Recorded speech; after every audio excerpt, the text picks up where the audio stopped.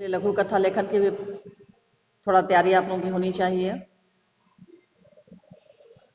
उसके बाद प्रश्न जो है एमसीक्यू है 10 नंबर का।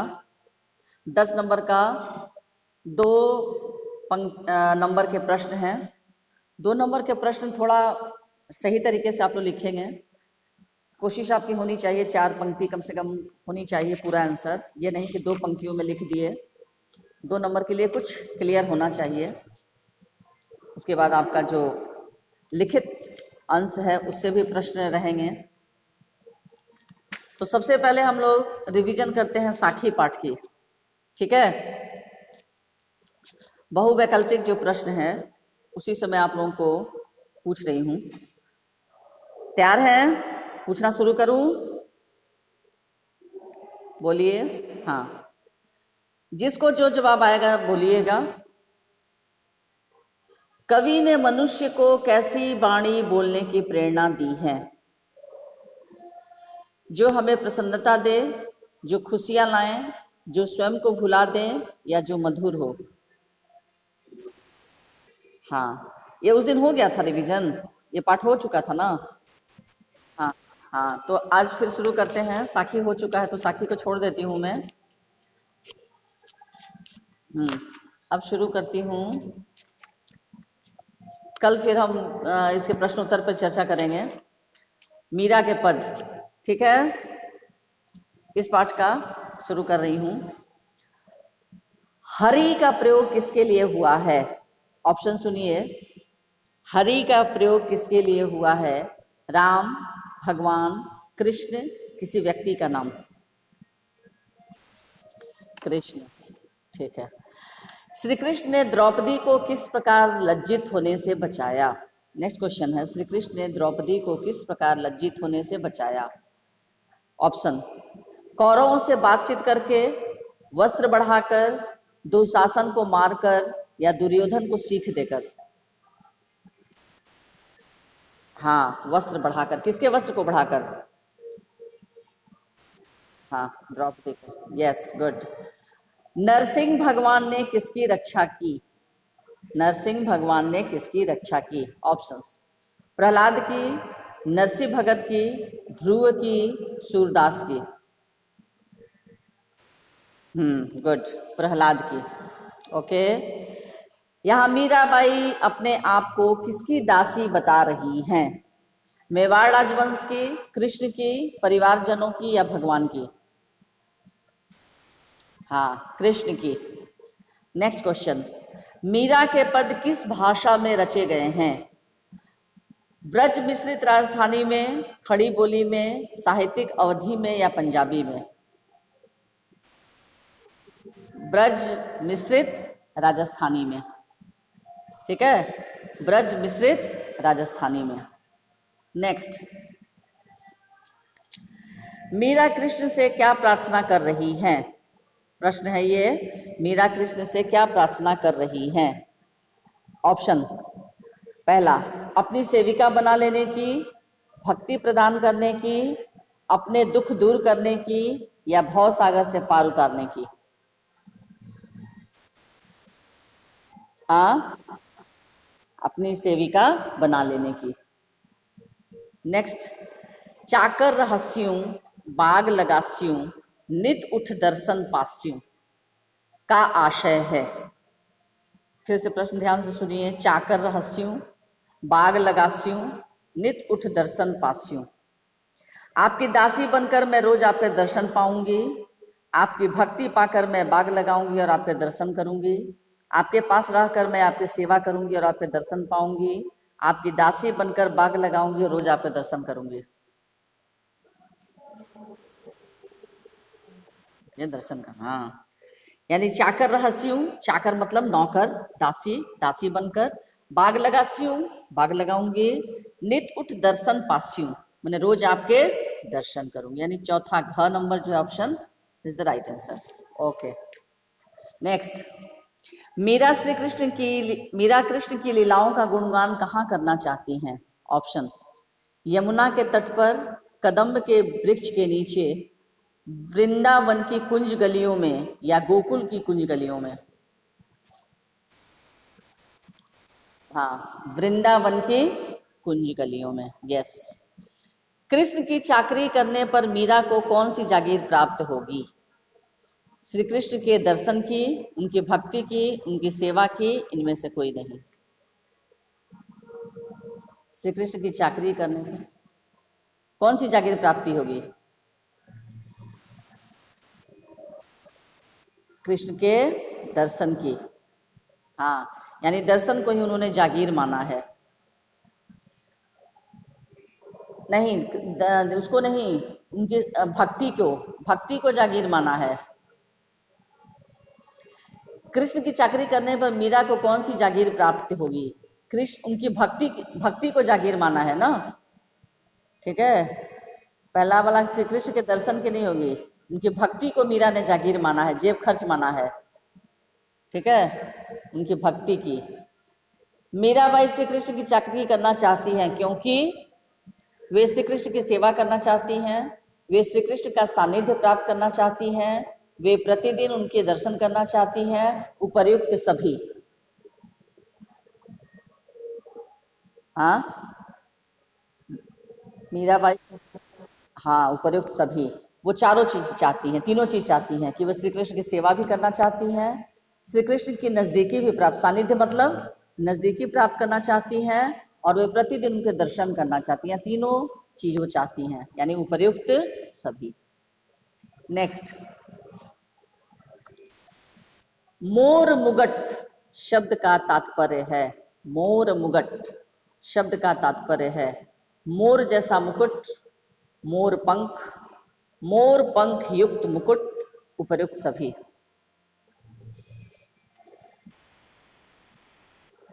मोर मुगट यानी मोर पंख युक्त मुकुट, यानी मोर के पंखों से बना हुआ मुकुट।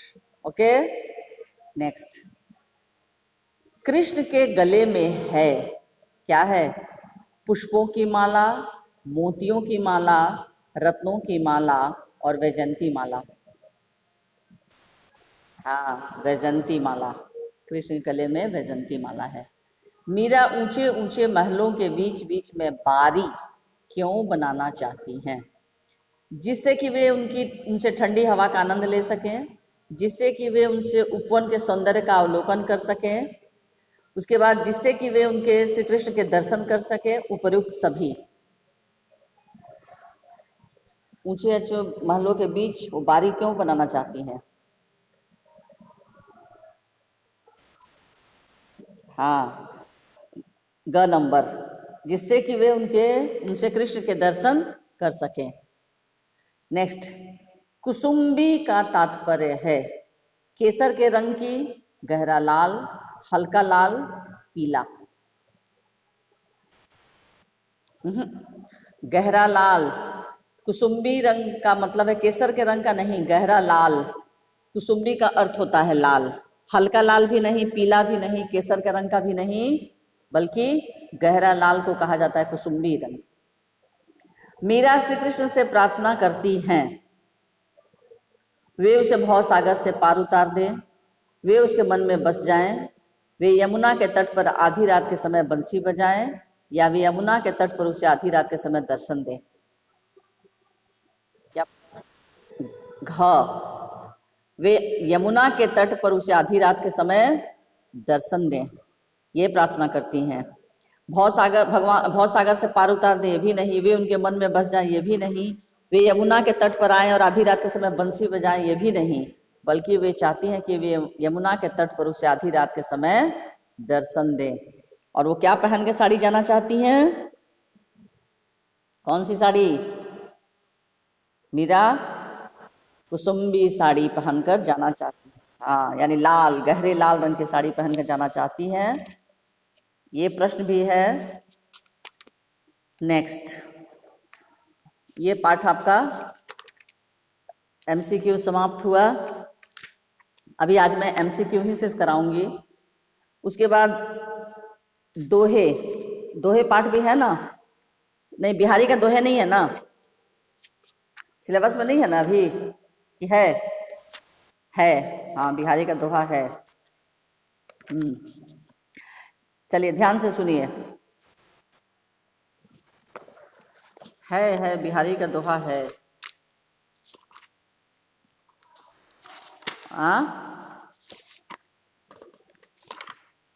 मैं रिवीजन करा रही हूँ।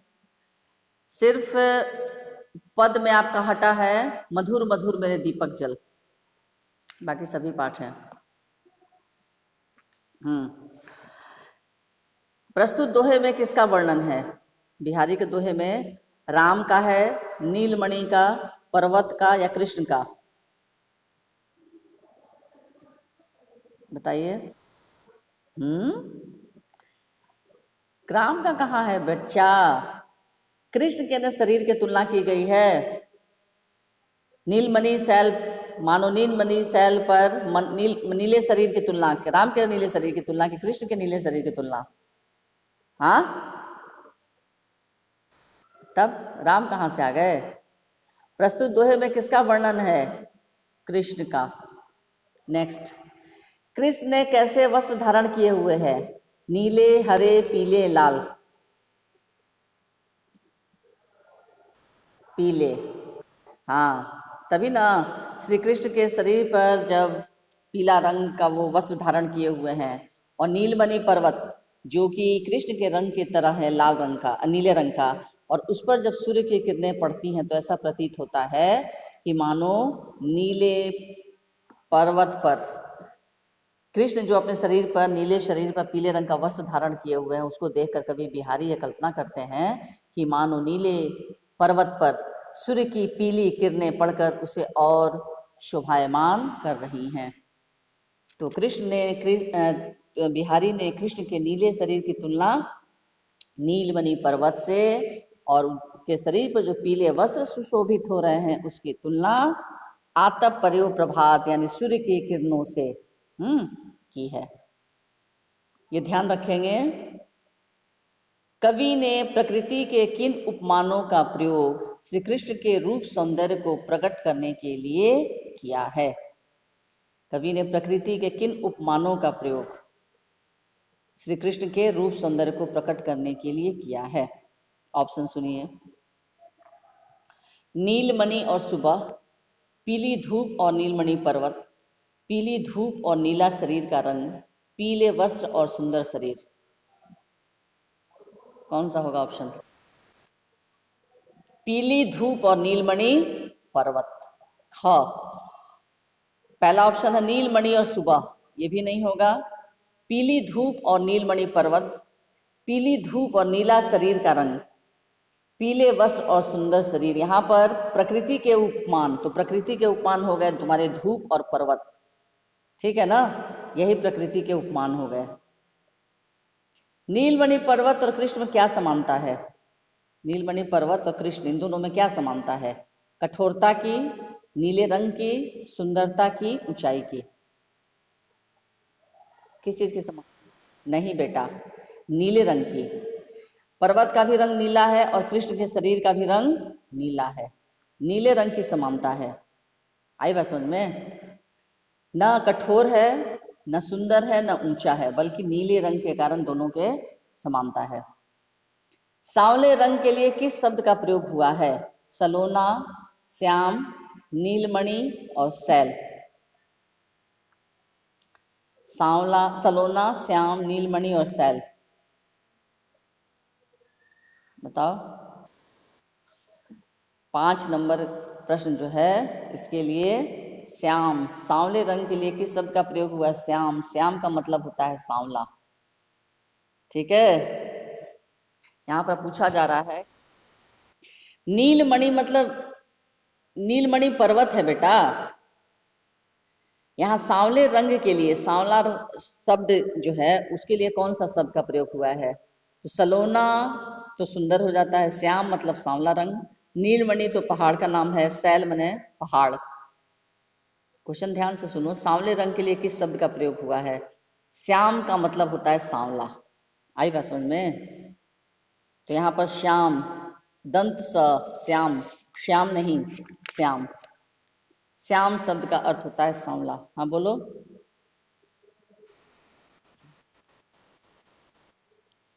हटा दिया गया है। एक मिनट।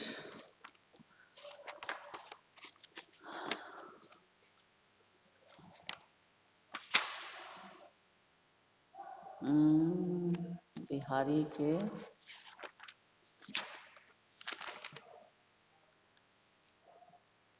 अच्छा, बिहारी के दोहे हटा दिया गया है, लेकिन मैंने तुम लोग को पढ़ा दिया है ना, पढ़ा चुकी हूँ, तो इसमें से कोई प्रश्न आएगा 2 नंबर का तो कर सकते हो कि नहीं तुम लोग? हाँ, कर लोगे। ये तो मैं पढ़ा चुकी हूँ पहले ही, बाद में जब आया था तब तक मैं पढ़ा चुकी थी। कोई दिक्कत नहीं है, कर लोगे। 2 नंबर का प्रश्न कोई बहुत बड़ी बात नहीं है। हाँ हाँ, कर लोगे इसको। ठीक है, इसके बाद जब कभी ऐसा होगा तो, क्योंकि अब तो मैं क्वेश्चन सेट कर चुकी हूँ, कोई दिक्कत नहीं है। ये ऑप्शनल पे क्वेश्चन रहेगा या इस तरह का, तो कर सकते हो 2 नंबर के लिए। वैसे जब भी जो पाठ आया है, तुम लोग सिलेबस में देख रहे हो? हाँ, सिलेबस मैंने भेजा उसमें देख रही हो? अच्छा, कौन कौन चैप्टर हटाया हुआ है? हाँ, यहाँ जैसे गद्य में दिया हुआ है, यहाँ पर बोल्ड लेटर में मेरे पास जो किताब अभी आई हुई है, 2 चैप्टर है, तीसरी कसम के शिल्पकार शैलेंद्र और गिरगिट, ये 2 पाठ गद्य में हटाया हुआ है। पद्य में दिया हुआ है, तो यहाँ पर इसको लिख दिया है ब्रैकेट में, केवल पढ़कर समझने के लिए। काव्य खंड में सिर्फ एक पाठ को शो कर रहा है, मधुर मधुर मेरे दीपक जल, केवल पढ़ने समझने के लिए। बात आ रही समझ में? अभी मेरे पास जो नया सीबीएसई की जो नई किताब आई है उसमें दे रहा है, और संचयन में दिया है हरिहर काका, सपनों के से दिन और टोपी शुक्ला। आई बात समझ में? इसी कारण मैंने एक क्वेश्चन सेट कर दिया है। ठीक है, पद्य भाग में यहाँ दिया है साखी, पद, मनुष्यता, मधुर मधुर मेरे दीपक जल, यहाँ पर मधुर मधुर मेरे दीपक जल को दे दिया है। चलो कोई बात नहीं। हाँ, अच्छा चलो ठीक है, कोई बात नहीं, अगर सेट भी हो गया तो कोई बहुत बड़ी बात नहीं है, 2 नंबर का कर सकते हो। हाँ, क्या कर लोगे ना?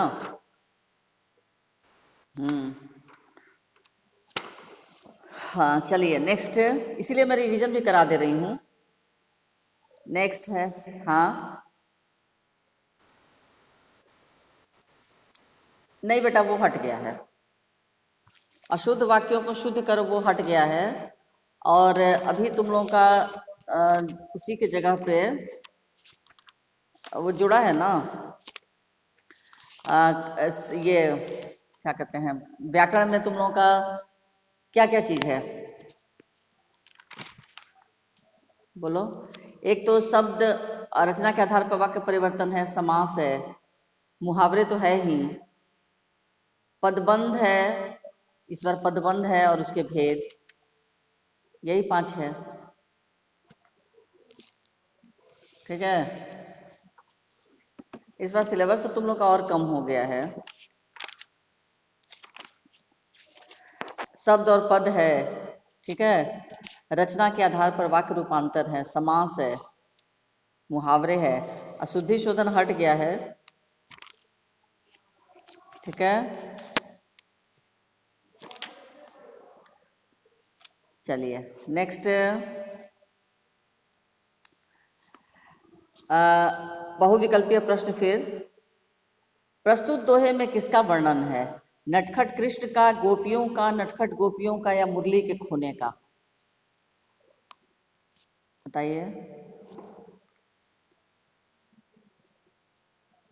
किसका वर्णन है, कृष्ण का कि गोपियों का कि नटखट गोपियों का कि मुरली के खोने का?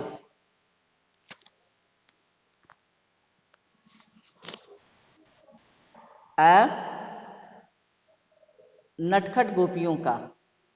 प्रस्तुत दोहे में किसका वर्णन है? नटखट गोपियों का। और गोपियों को नटखट क्यों कहा गया है, बता सकते हो? हाँ, क्योंकि गोपियां क्या करती हैं? कृष्ण की मुरली को छिपा देती हैं।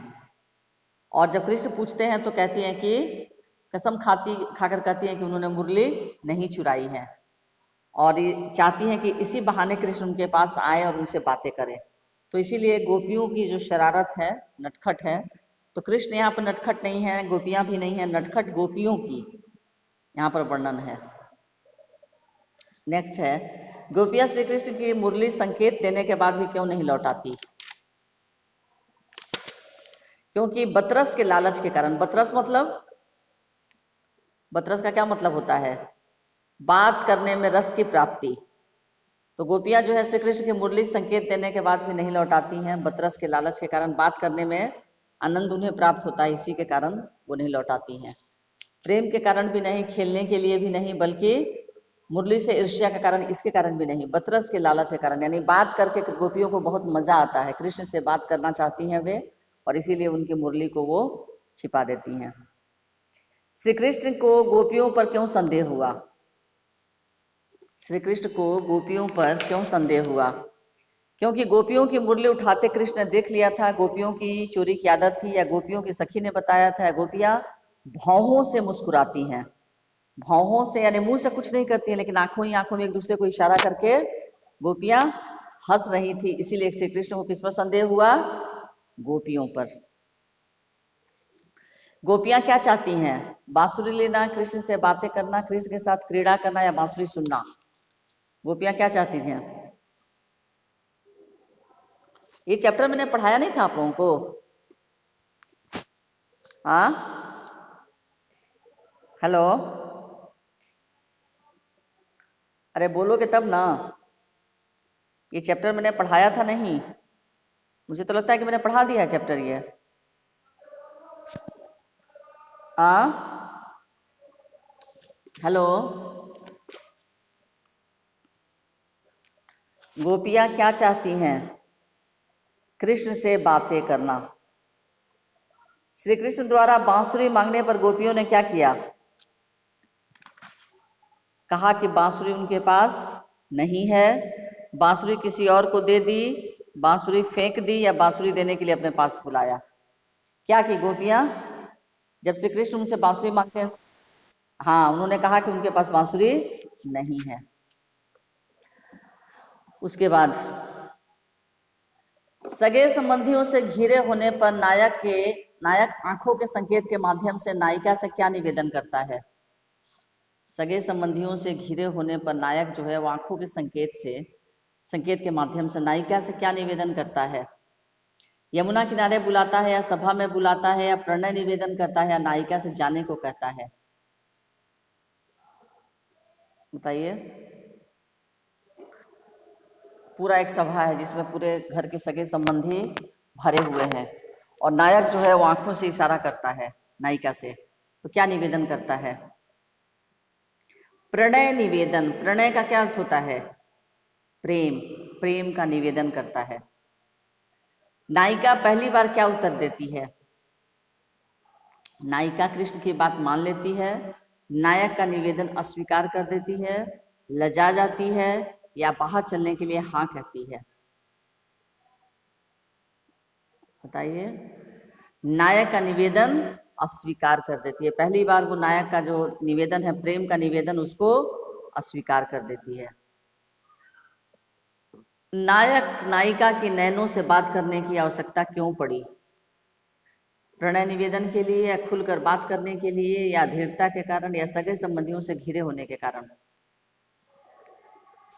हाँ, हाँ, क्योंकि सभा जो है उसमें सारे बड़े घर के बुजुर्ग बैठे हुए थे, सारे सगे संबंधी बैठे हुए थे, और इसीलिए नायक नायिका से नैनों से बात करने की आवश्यकता, क्योंकि इशारे में फिर वो लोग बात करते हैं, क्योंकि चारों तरफ सारे सभासद, घर के सभी सदस्य बैठे हुए थे, तो इसीलिए सगे संबंधियों से घिरे होने के कारण नायक नायिका को नयनों से, यानी इशारे से बात करने की आवश्यकता पड़ी। गागर में सागर की उक्ति इस दोहे को कैसे चरितार्थ करती है? यानी एक ही सागर अर्थात सभा में बैठे सबकी प्यास बुझ जाती है, आंखों से प्रेम का सागर भर जाता है, बैठे बैठे ही प्रेमालाप संपन्न हो जाता है। दो पंक्तियों में संपूर्ण प्रेमालाप का सुंदर वर्णन है। यानी गागर में सागर की उक्ति इस दोहे में कैसे चरितार्थ होती है? इसका सही ऑप्शन, दो पंक्तियों में संपूर्ण प्रेमालाप का सुंदर वर्णन है। यानी दो ही पंक्ति है और इस दो पंक्ति में ही, है ना, कहत नटत खिझत रिझत मिलत खिलत लजियात, भरे भवन में करत हैं नैनन हूसी ही सब बात। यानी नायक कहता है, नटत कहत कहता है, रिझत रिझ जाता है, खिझत खिंच जाता है, लजियात लज्जा का अनुभव करती है, भरे भवन भरे लोगों से भरे हुए भवन में, नटत इनकार कर देती है ना। तो इस तरह से ये दो पंक्तियों में ही यहाँ कवि बिहारी जो है पूरे प्रेम के प्रसंग को दो पंक्तियों में ही प्रेमालाप का बड़ा सुंदर चित्रण किया है। नायक मिलने के लिए कहता है, नायिका मना कर देती है, नायक उसके मना करने पर रीझ जाता है, फिर खिंच भी जाती है नायिका, फिर दोनों के नैन मिलते हैं, फिर नैन मिलने के कारण दोनों के चेहरे खिल जाते हैं, और जैसे ही दोनों के चेहरे खिलते हैं नायिका को लज्जा का अनुभव होता है, वो लज्जा जाती है, और भरे भवन में करत हैं नैनन हूँ से सब बात।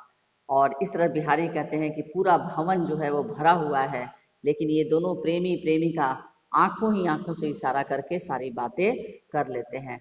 तो ये गागर में सागर भरने की क्षमता सिर्फ और सिर्फ अगर है तो किसमें? बिहारी में।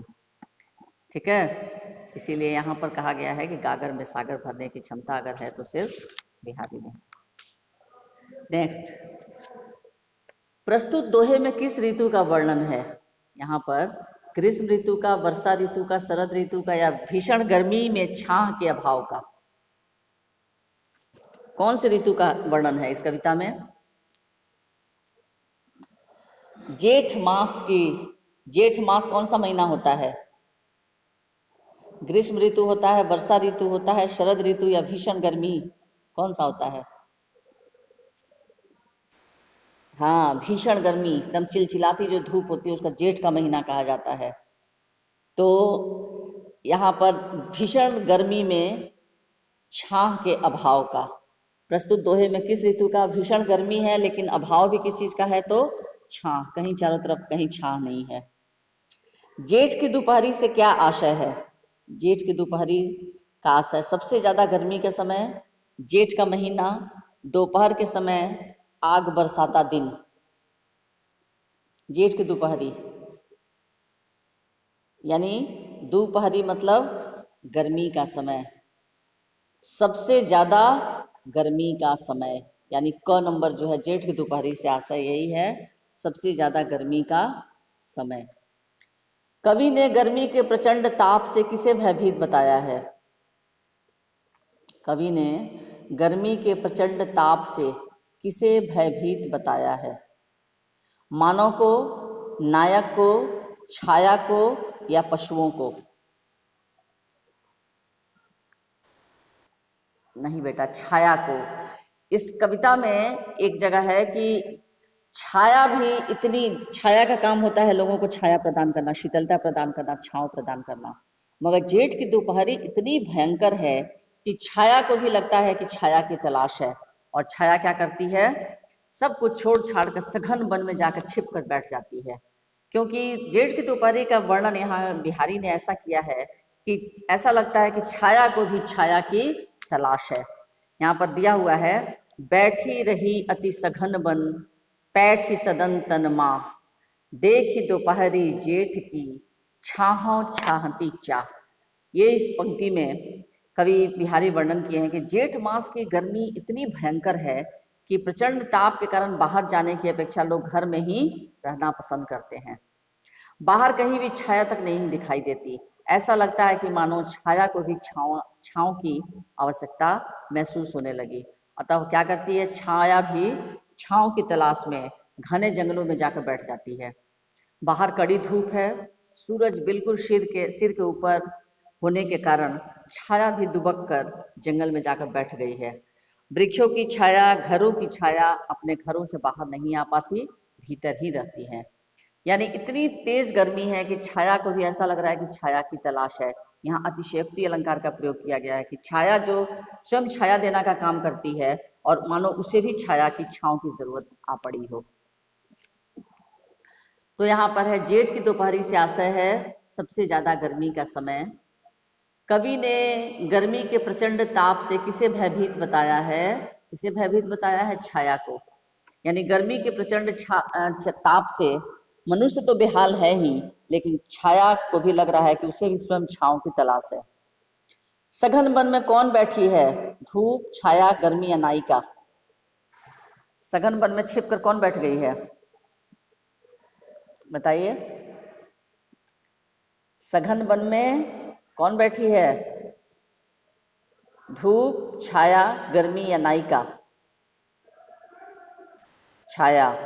क्योंकि छाया जो छाया देने का काम करती है, लेकिन इस प्रचंड गर्मी में ऐसा लग रहा है कि उस बेचारी को स्वयं छांव की तलाश है, और इसीलिए वो कहाँ भाग कर बैठ गई है? छिपकर सघन वन में, खूब घने जंगलों के बीच में जाकर छिपकर बैठ गई है। जेठ की भीषण गर्मी से बचने के लिए छाह ने क्या किया? जेठ की भीषण गर्मी से बचने के लिए छाह ने क्या किया? वह सघन वन से बाहर निकल आई, वह सघन वन पर छाया करने लगी, या वह सघन वन में छिपकर बैठ गई, वह लाचार होकर धूप में ही बैठ गई? बताइए। जेठ की भीषण गर्मी से बचने के लिए छाह ने क्या किया?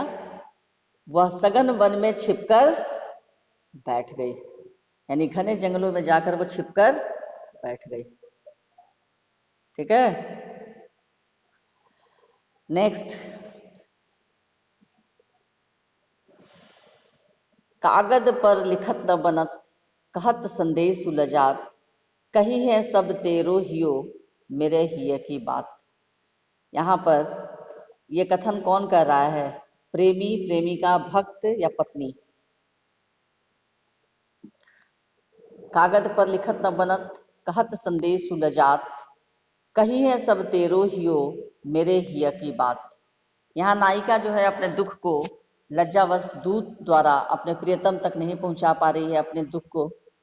दूसरी ओर बहुत प्रयत्न करने पर भी उसके बहते हुए आंसू, पसीने और कांपते हाथों के कारण उस दुख के कागज पर वो लिख नहीं पा रही है। इसलिए वो अपने प्रिय से कहती है कि मेरे दुख को तो आप समझ सकते हैं, क्योंकि मेरे विरह में जो स्थिति हृदय की है, आपके हृदय की है, वही स्थिति मेरे हृदय की भी है। अतः घायल की गति घायल जाने, उक्ति के अनुसार इस विरह पीड़ा को शब्दों की अपेक्षा हम दोनों के हृदय ही अनुभव कर रहे हैं।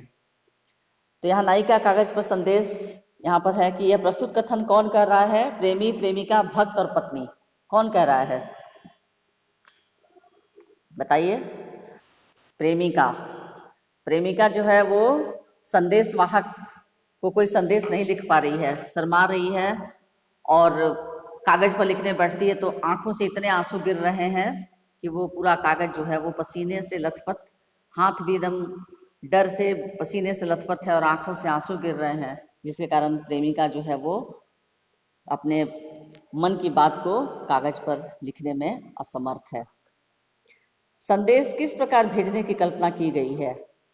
कागज पर लिखकर अथवा संदेश वाहक द्वारा, किसी घुड़सवार के माध्यम से, कबूतर के माध्यम से या समाचार पत्र के माध्यम से?